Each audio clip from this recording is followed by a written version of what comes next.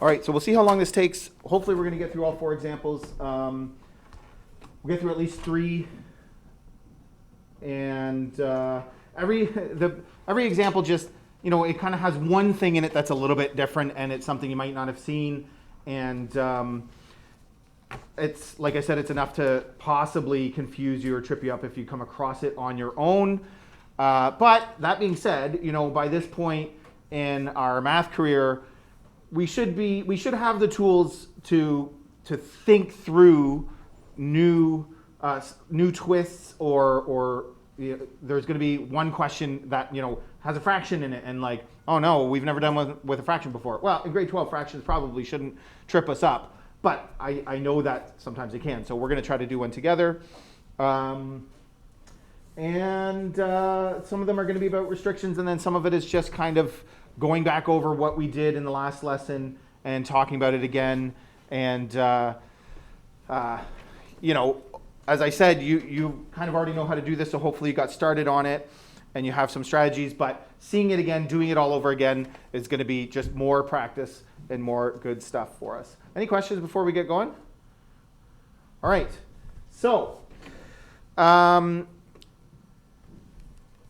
There were 2 slightly different ways that you can deal with the logarithm part of questions like these. And we looked at both of them in the last lesson.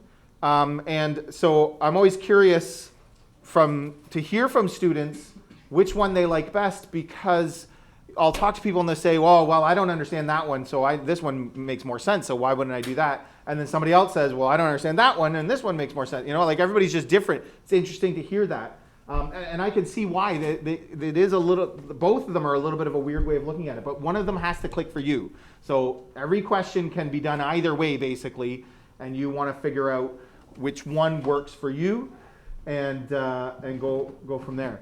Okay? So for this one question, I'm going to do them both, and then for the other questions, I don't know, I'll flip-flop, or I'll just do one way or the other, or whatever, okay?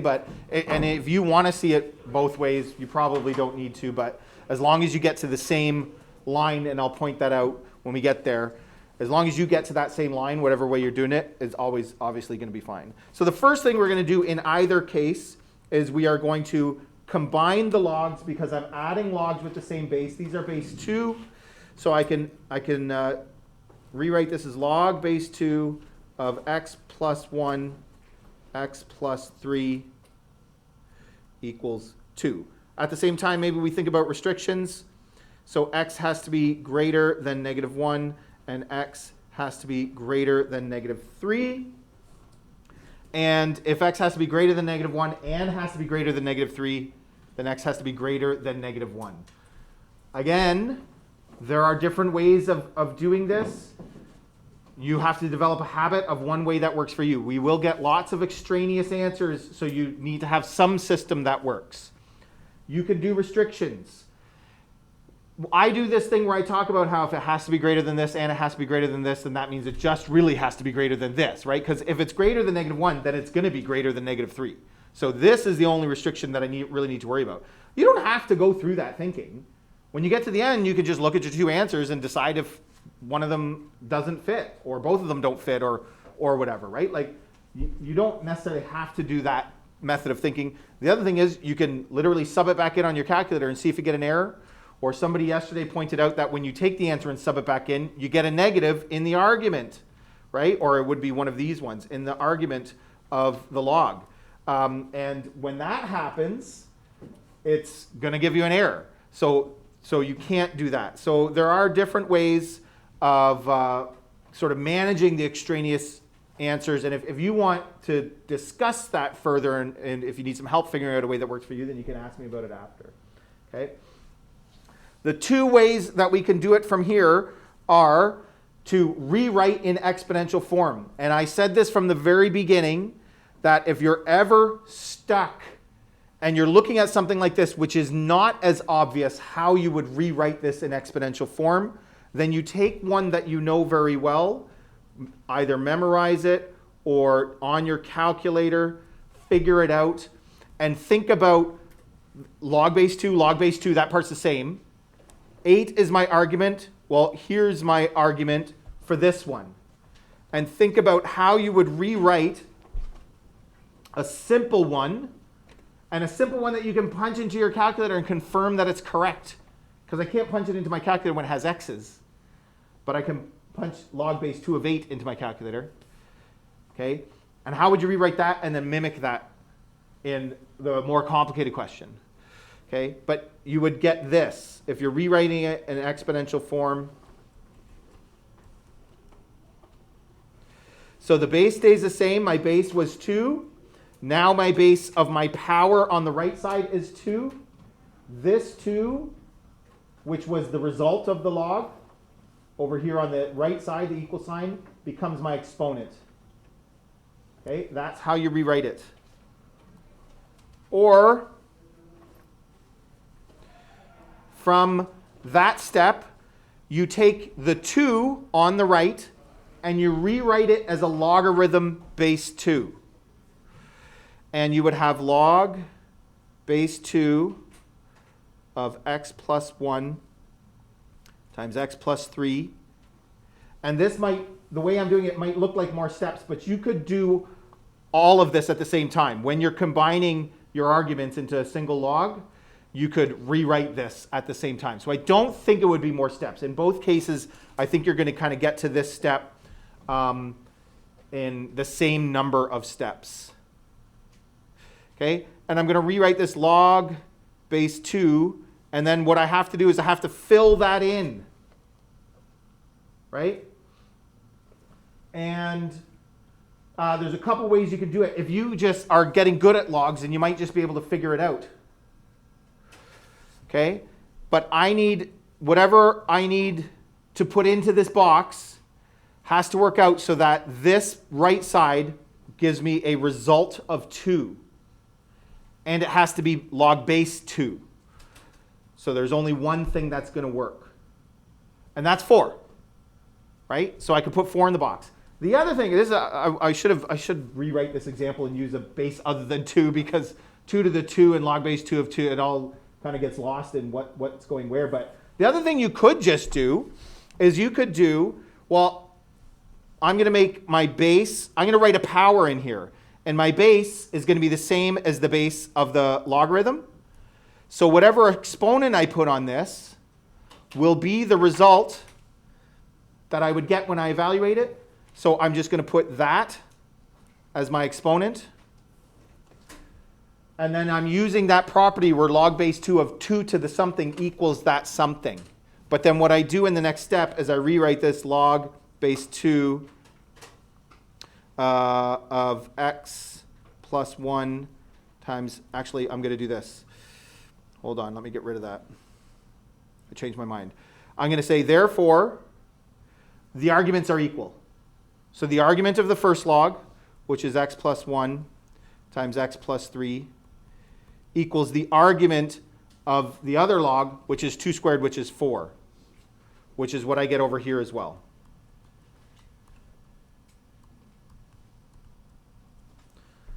And in both cases, I think you could do it in 2 steps, or if you do it in 3, then you do it in 3. But either one, I mean, for both of these, it took me 3 steps. Okay, and I'm not particular about exactly what you show here. You do need to show some kind of transition.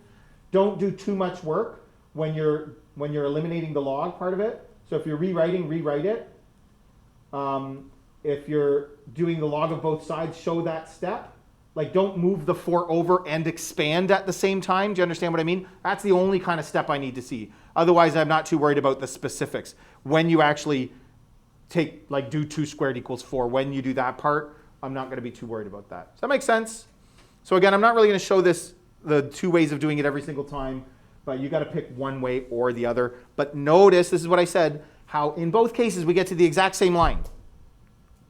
And from here down, whether you did it one way or the other, it's going to be the same. And how do we do that? We expand.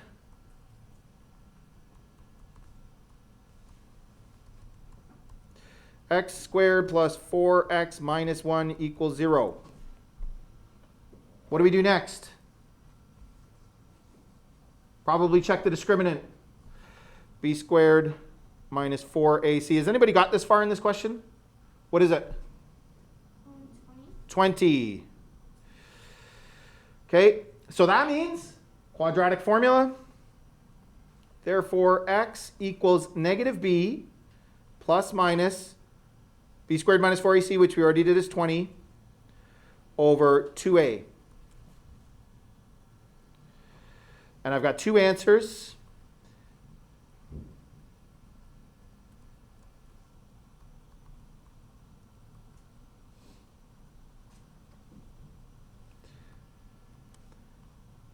And they, I can reduce these a little bit, so I'm going to do that. I should have done that all together. And again, you don't have to. Like on a test, maybe don't bother wasting your time. And if you make a mistake reducing it, that would be really unfortunate because you can just punch this into your calculator. The only reason I am gonna do it this time is because, so I get negative 4 minus 2 root 5 over 2. And I can factor a 2 out of the top and divide it with the 2 on the bottom. So I end up with negative 2 minus root 5. And x equals negative 2 plus root 5. And sometimes it's nice when you get rid of the fraction because it's a bit easier to type into your calculator. My guess is many of you are letting your calculator do that, and your calculator will reduce that, and that's fine. And if it reduces to something that's easier to work with, great. And if it doesn't, it's up to you whether you want to use the original line up here or the reduced line. Like, it doesn't really matter for questions like this. Okay. And this one works out to negative 4.2. And this one works out to 0.2. And based on our restrictions, x has to be greater than negative 1. So obviously this one is not.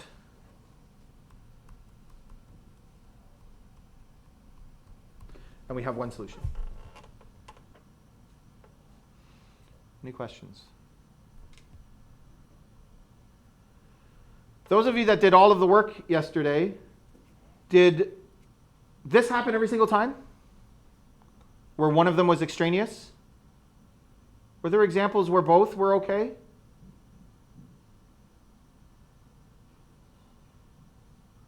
Or maybe you forgot about restrictions when you were doing the work? You should look back and see, because this is something that you want to get used to. And a lot of the examples that we've done so far, or all of the examples, we've had one extraneous. And if you don't do the homework, or if you didn't pay attention in the lesson today, because we're going to see an example, that doesn't necessarily always happen. Okay? But it often happens. This often happens. I get two answers. The smaller one, and it may be the only one that's negative, is extraneous. And people start to think that's what always happens, is that the negative answer or the smallest answer is extraneous. And we're going to see that that's not the case, so it's a little bit more complicated than that. Let's try another one. Okay, you try this one. There's nothing fancy about this one. This one's just straightforward. So it's a good one for you to practice.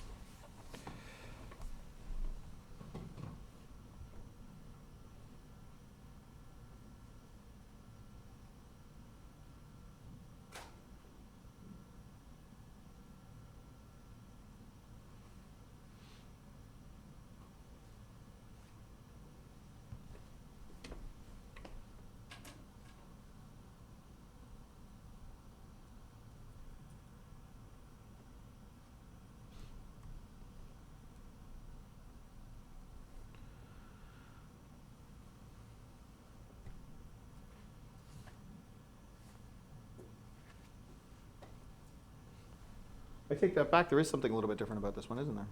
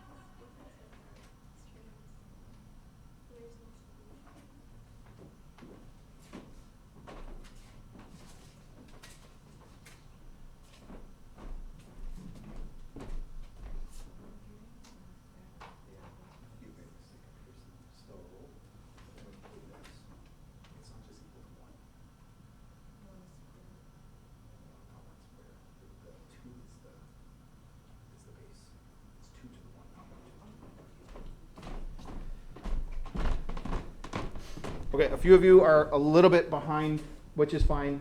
I'm going to show my solution so far.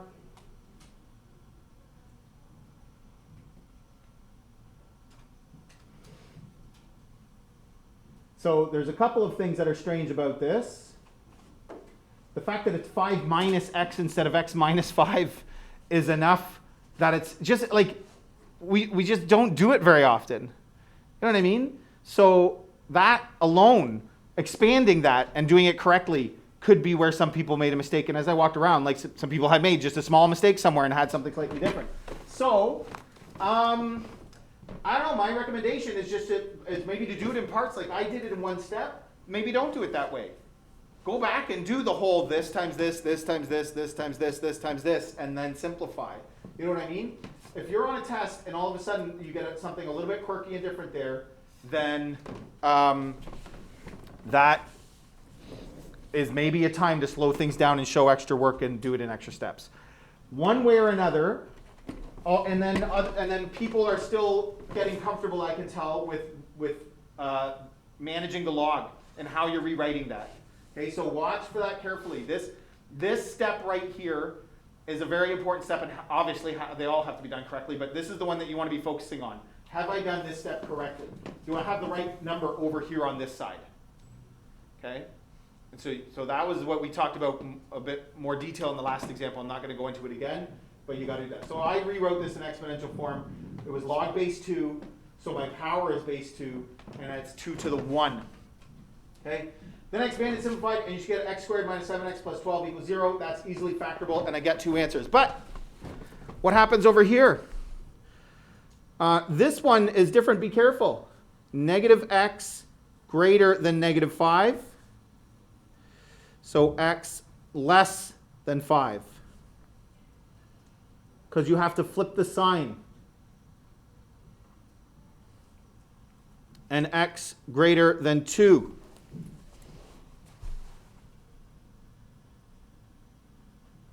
What does that mean?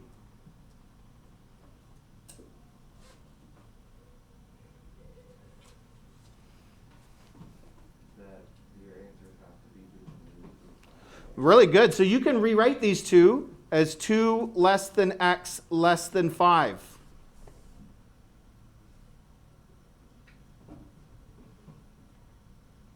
And what does that mean about our solution?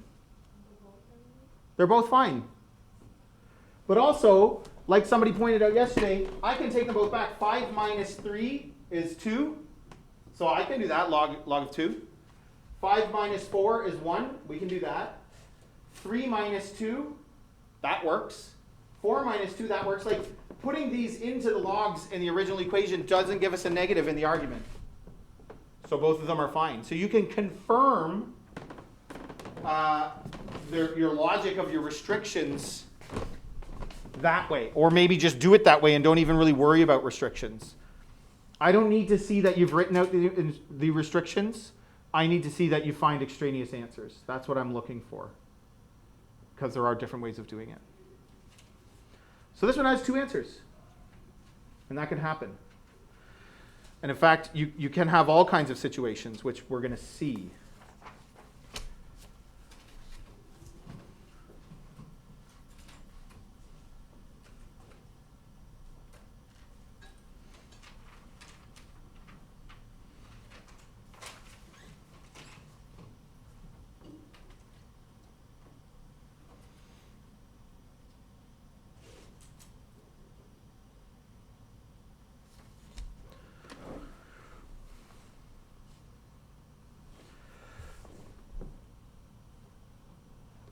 So you can get this one started on your own, but I'm going to do it as well, and we'll go through this one a little bit more quickly because it has some similarities, but it's just kind of the end that I want to get to.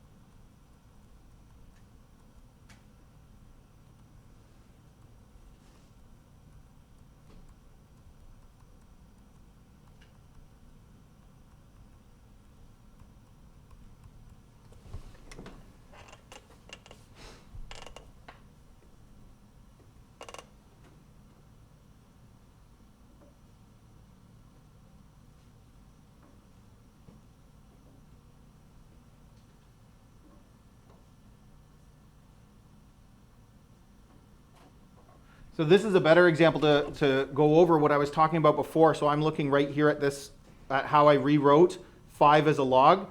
So see what I did? I know it has to be log base 2 because that's what the question is in. So I do log base 2 of 2 to the 5 because that's what I want it to equal. And I'm using that property in reverse. But then you also have to know that in the next step, it's not equal to 5, it's equal to 32. 2 to the 5. Because I'm dropping the logs. The arguments are equal to each other. So the argument on this side, which is the binomial product, is equal to the argument on this side, which is 2 to the 5, which is 32. And again, no matter what, if you did it that way or rewrote an exponential form, you're going to get to the same spot. And you're going to expand and get something that's factorable and get 2 answers. But here's the trick, and some of you might be on to me by now on this, is that the argument of the log has to be greater than 0. And the other argument of the log, they both have to be greater than 0. Because if I sub back in for x, and it gives me a negative in the argument, then it's going to give an error. You can't take the log of a negative number, no matter what base you're in. Okay? And so instead of it being x minus 5, it's 5 minus x. That's when we're getting these different situations cropping up. Okay? So if I solve this properly, when I divide both sides by a negative, I have to flip the sign.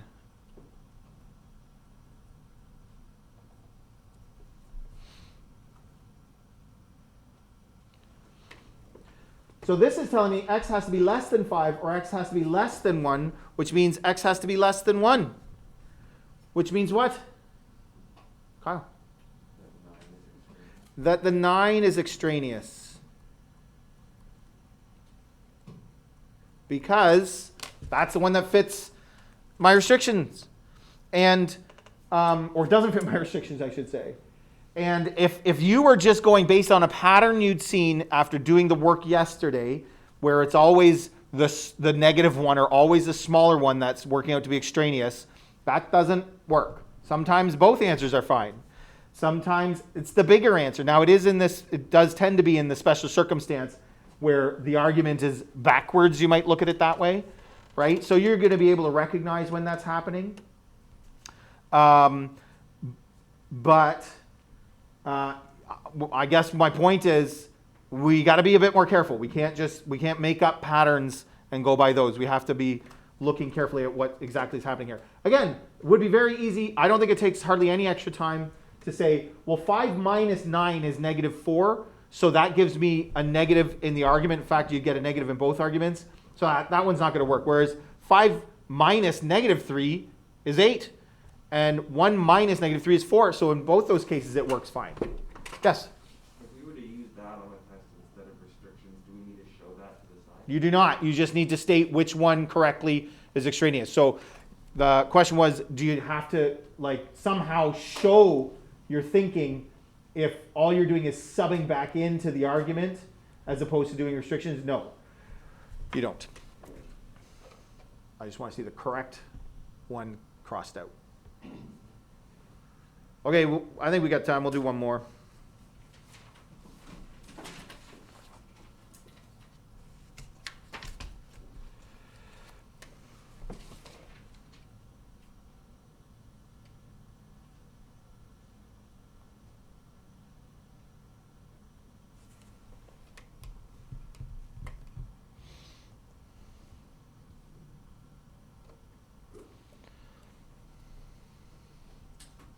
So you can get the first couple of steps done, hopefully. Should be good with that. There is something a little bit funky about this one again. So if you get to that and you want to stop, then that's all good.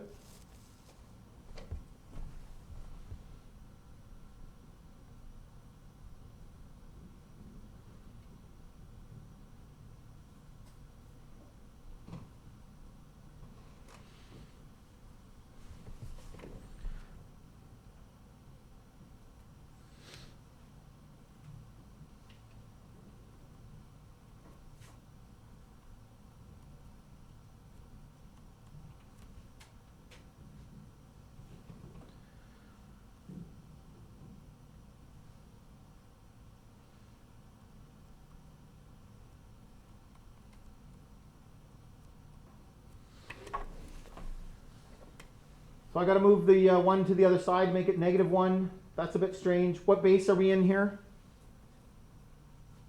10. Base 10, right? Because there's nothing written there. So if I rewrite in exponential form, then my binomial product should be equal to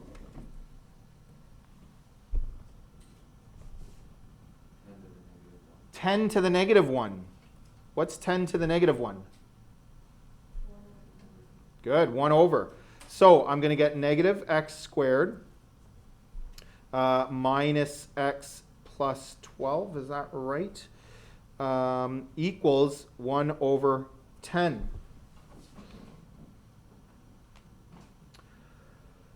So,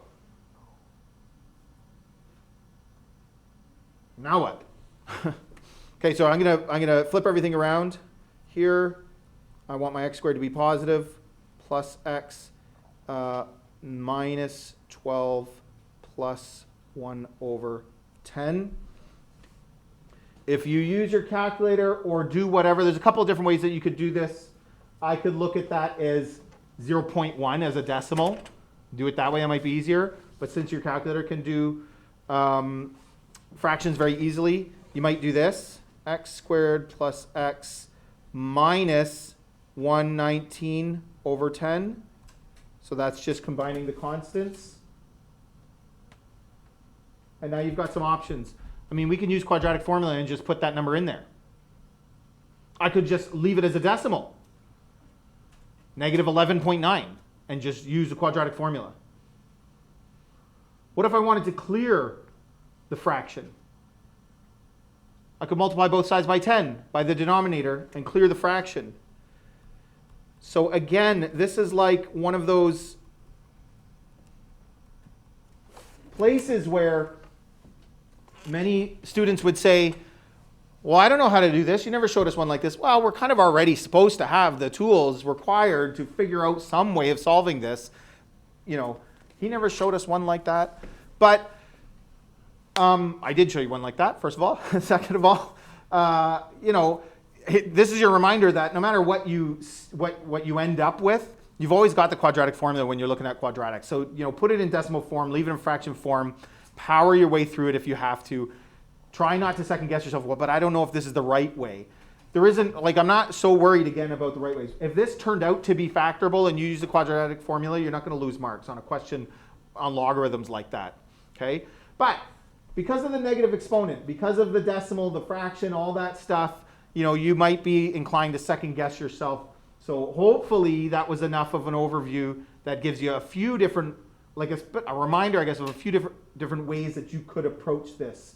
So I've done it the way where I've cleared the fraction and got all integer coefficients. But you could have done this one in decimals, or you could have done this one with fractions or whatever. So b squared minus 4ac works out to, I believe, 4,860, which is not a perfect square. Did anybody else get that? Try it? Yeah, good. So not a perfect square, so I have to use quadratic formula anyway.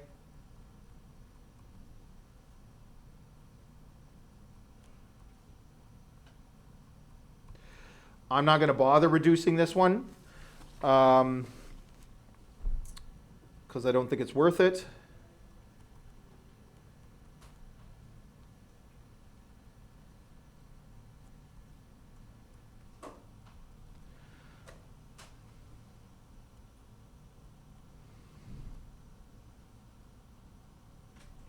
But again, if you are used to punching this stuff into your calculator and you've already got the reduced version, then that's fine. You might be using that one.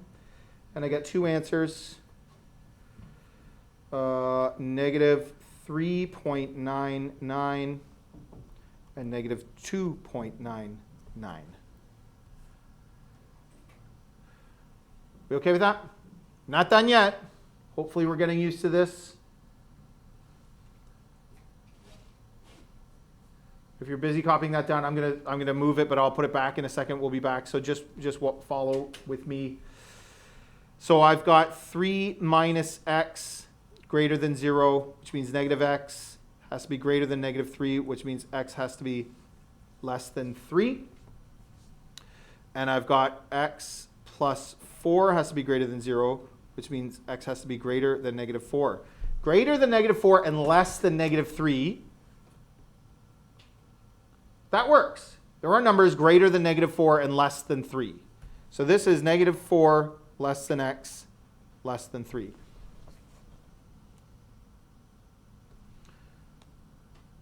And both of those are within that interval. So, oh, this one's supposed to be positive. I don't know why I made it negative. I don't know if anybody's checking my work, but that one's supposed to be positive 2.99. So they're both really close to the ends of the of that interval, but they're both in there. And again, if I take them and I go up and I put them into the original arguments, 3 minus 2.99 is very close to 0, but it's not 0, so it's fine. And negative 3.99 plus 4, again, is very close to 0, but not quite. So they're both okay.